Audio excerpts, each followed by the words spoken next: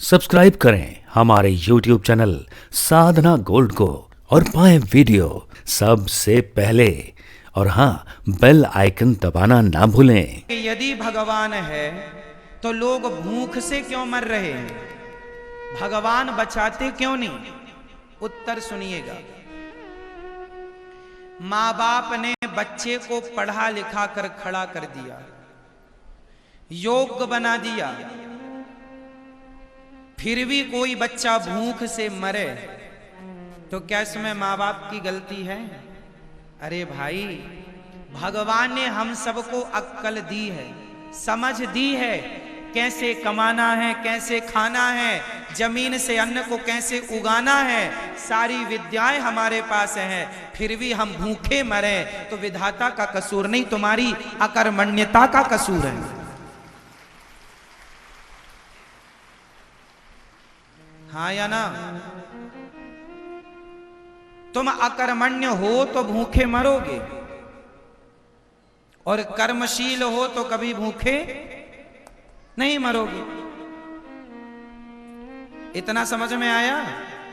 बोलो हाँ, समझ में आया भैया? ओ लाला, समझ में आया?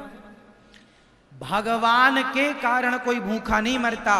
यदि भगवान के कारण कोई भूखा मरता तो जब मैं और तुम हम सब मां के पेट में थे तब भूखे मर जाते तो कहते कि भगवान दोषी है, भूखा मार दिया उसने। पेट में तो कोई भूखा नहीं मरा, और पेट से बाहर निकलने के बाद मां के स्तनों में दूध की धार बह गई, उसको चिंता थी इसलिए दूध दिया, वरना कौन डॉक्टर आया था तुम्हारी मां के आंचल में दूध भरने के लिए? भगवान की तरफ से कोई भूखा, जोर से, भगवान की ओर से कोई भूखा नहीं मरता, मरता है अपनी अकर्मण्यता से। भगवान ने तो जब तुम्हारे दांत नहीं थे तब पीने को दूध दिया था, मां के पेट में उल्टा लटके थे ऐसे सिकुड़े हुए, तब भी तुम्हें 9 महीने भूख से मरने नहीं दिया। मां का खाया बच्चे के पेट में रस के द्वारा, लिक्विड फॉर्म में नाभि के द्वारा जाता था, नरा जुड़ा था। ये कनेक्टिविटी ईश्वर की थी। जिसने पेट में नहीं मरने दिया वो इस संसार में किसी को मारता नहीं है। तुम्हारी अकर्मण्यता तुम्हें मारती है और दोष देते हो भगवान को। पहला उत्तर। अब दूसरा। किसी देश में बम पटक दिया गया, उस बम से, जैसे नागासाकी में बम पटका गया परमाणु, उससे लाखों लोग मारे गए, निर्दयी निर्दोष जनता मारी गई, बच्चे मारे गए, स्त्रियां मारी गई, पशु पक्षी मारे गए। तो लोग कहते हैं भगवान होता तो रोकता, भगवान बचाता। अच्छा, तो ये बताओ, भगवान ने कहा था तुमसे कि परमाणु बम बनाओ? भगवान ने बनाया था क्या परमाणु? क्यों बनाए परमाणु? क्यों इतना खतरनाक तुमने आविष्कार किया? बुद्धिमान हो तो क्या जमाने के प्राण लेने के लिए बुद्धि चलाओगे? बम तुमने बनाए, विनाश का कारण ईश्वर नहीं है। अब तुम सारे पेड़ पौधे काट रहे हो, सारे जंगल तुमने उजाड़ दिए, नदियों को दूषित कर दिया। अब यदि कभी प्राकृतिक आपदा आ गई तो आप कहते हैं भगवान ने कर दिया। अरे भाई, जंगलों को उजाड़ोगे तो प्रकृति का संतुलन बिगड़ेगा, ओजोन परत कमजोर पड़ेगी, ओजोन परत कमजोर पड़ेगी तो तबाही होगी। प्रकृति से खिलवाड़ कर रहे हो, तुम्हारे विनाश का कारण तुम ही हो। भगवान ने कब कहा था कि जंगल उजाड़ो? भगवान ने तो गोवर्धन उठा करके रक्षा की है, संदेश दिया है कि पहाड़ों को अपने हाथों में रखना चाहिए, पहाड़ों से प्यार करना चाहिए, ये पहाड़ ही हमारा जीवन है। इसलिए हमारे भारत में हिंदू धर्म में पहाड़ों की पूजा होती है, गिरिराज जी की, कामता नाथ जी की। तुम उजाड़ते चले गए, कौन जिम्मेदार है? परमाणु क्यों बनाया आपने? और बनाया है और आप ही पटक रहे हैं, आप ही आपस में लड़ रहे हैं, तो अब इसका जिम्मेदार भगवान कैसे हो सकता? आप क्यों नहीं अपनी समझदारी का परिचय देते? आपको भगवान लड़ाने आए थे क्या? महाभारत का युद्ध हो रहा था, तब भगवान शांति दूत बनकर आए थे। महाभारत ना लड़ो, विनाश होगा। भगवान तो युद्ध रोकना चाहते थे, लेकिन कोई माने भगवान की तो? क्यों इतने बड़े बड़े परमाणु बम आपने बना लिए? भगवान ने कहा था, भगवान ने कहा था कि ना पटक दो आप जापान में। फिर तुम्हें सत्ता का लालच है, सत्ता के लालच के कारण नागासाकी में बम पटका गया था अमेरिका के द्वारा। उसे सत्ता का लालच था कि जापान भी हमारा हो जाए, यहाँ की प्रॉपर्टी भी हमारी हो जाए। सत्ता के लोभ से आपने बम पटका, इसमें भगवान का क्या कसूर है?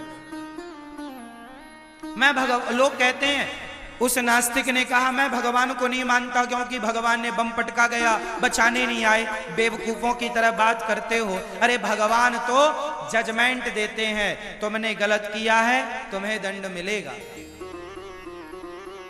भगवान ने आपको बुद्धिमान बना करके, समझदार बना के स्वतंत्र कर दिया है। जैसे माँ बाप ने बच्चे को पढ़ा लिखा कर स्वतंत्र कर दिया, अब चाहे तू लाखों कमा या भूखा मर, भैया हमने पढ़ा दिया है तुझे, योग्यता दे दी है तुझे, अब तू भूखा मर या लाखों कमा।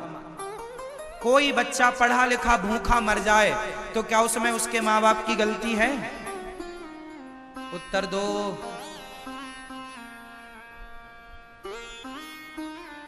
भगवान माँ बाप की तरह है, त्वमेव माता च पिता त्वमेव।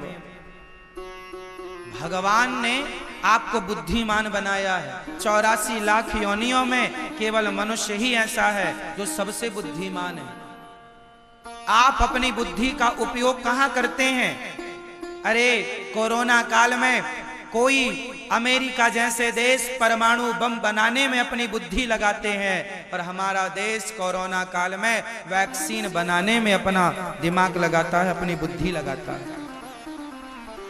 दिमाग है, बुद्धि है, चाहो तो उस बुद्धि को विनाश में लगा दो या उस बुद्धि को विकास में लगा दो, दोनों पॉसिबल है।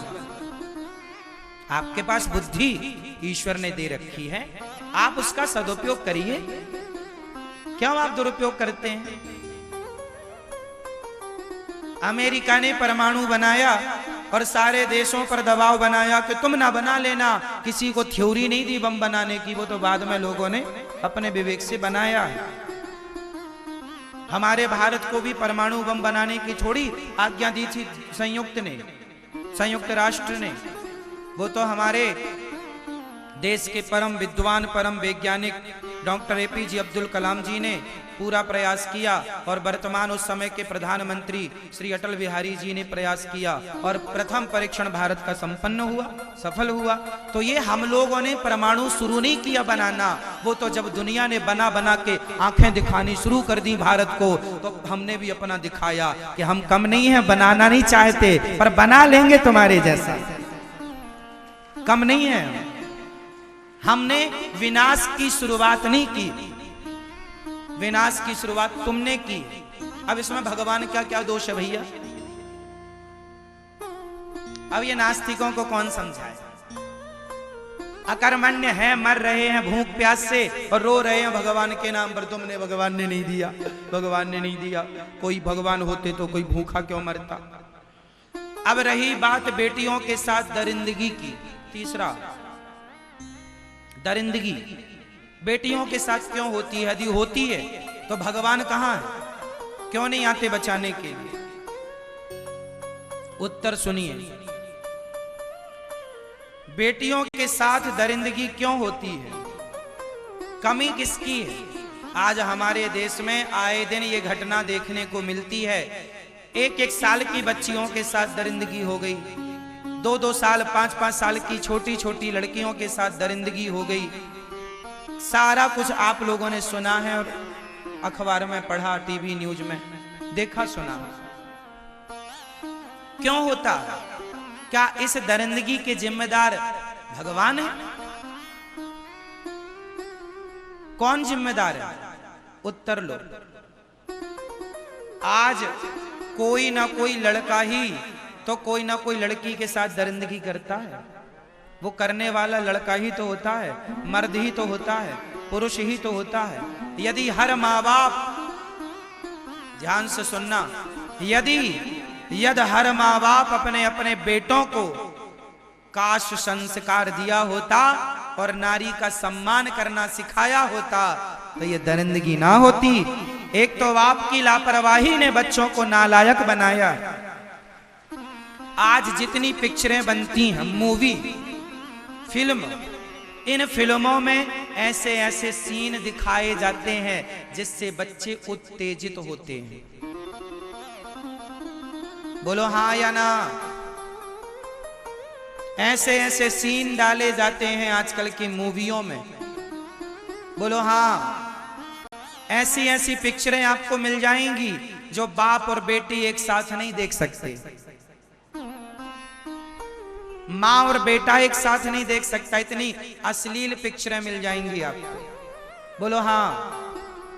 तो ये पिक्चर दिखा दिखा कर बच्चों को उत्तेजित करते हैं और ये उत्तेजना जाकर के किसी बहन बेटी पर वो अपनी हवस पूरी करते हैं। तो इसका जिम्मेदार यथार्थ में कौन है? आप अपनी गलतियां नहीं देखेंगे कि तुम माँ बाप हो के बच्चों को संस्कार ना दिए, गलत गलत पिक्चरें दिखा रहे हो, बच्चों को छूट दे रखा है मोबाइल टीवी देखने की। क्या देख रहे हैं आप? ऑब्जेक्शन नहीं लेते कि ये क्या देख रहा है उल्टा चीज, और बाद में आरोप भगवान को, भगवान ने किया। वाह वाह रे इंसान, गलती खुद कर रहा है। अपने आप को, अपने गिरेबान में आदमी नहीं झांक रहा है कि हमसे कहां कमियां हो रही हैं। हम बच्चों के संस्कार देने में कितनी बड़ी चूक कर रहे हैं, लापरवाही कर रहे हैं। आप अपनी बेटियों को स्वयं सुरक्षित नहीं रख पा रहे हैं, किसी के हवाले छोड़ देते हैं, वो दरिंदगी कर देता है।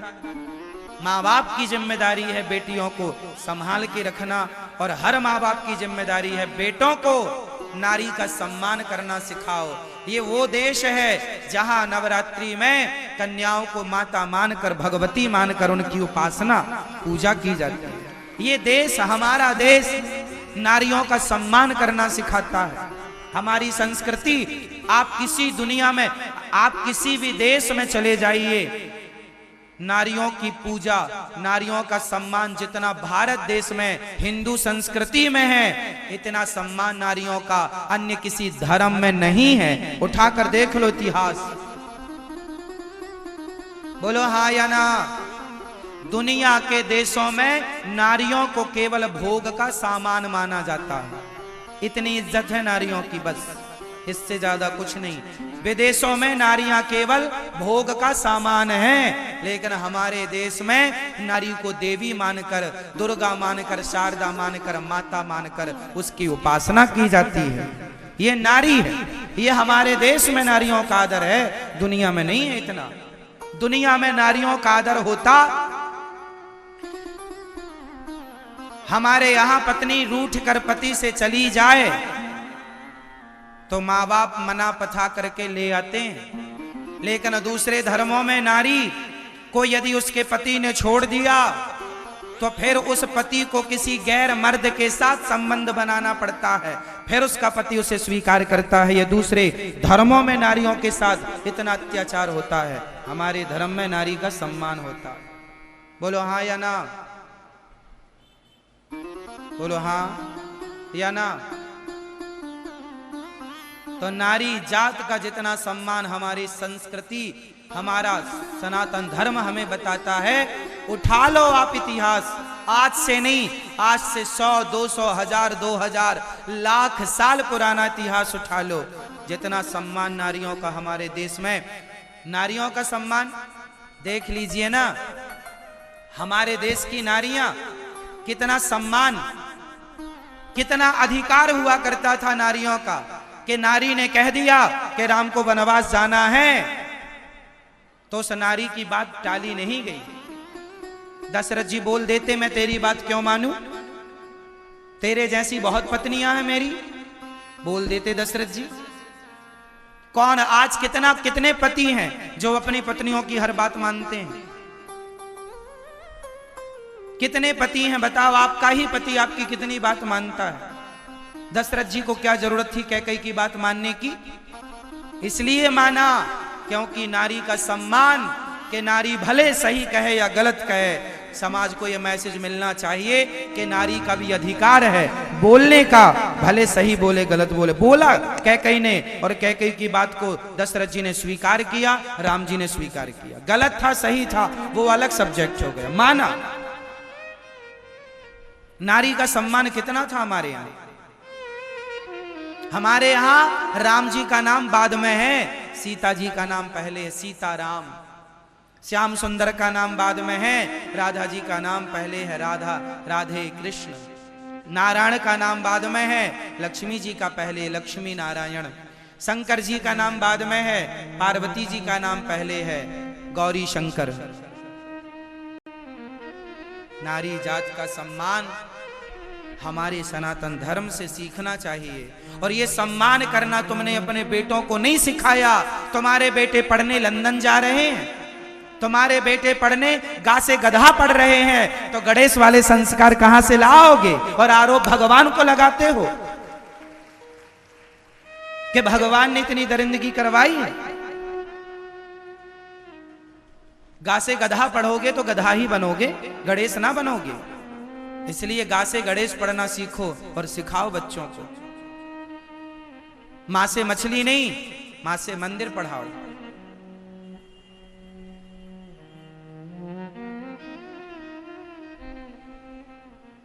इसलिए भगवान पर आरोप लगाना सरल है, ईश्वर पर आरोप लगाना बहुत सरल है मेरी मां।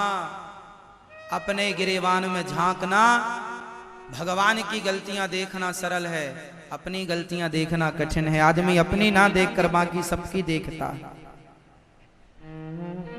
जो अपनी गलती ना देखे, केवल भगवान को दोष लगाए, उसे ही नास्तिक कहते हैं। यह नास्तिक की परिभाषा। जो अपनी गलती ना देखे, सिर्फ आरोप, बस भगवान तुमने ऐसा कर दिया, भगवान ने ऐसा कर दिया, भगवान ने ऐसा कर दिया।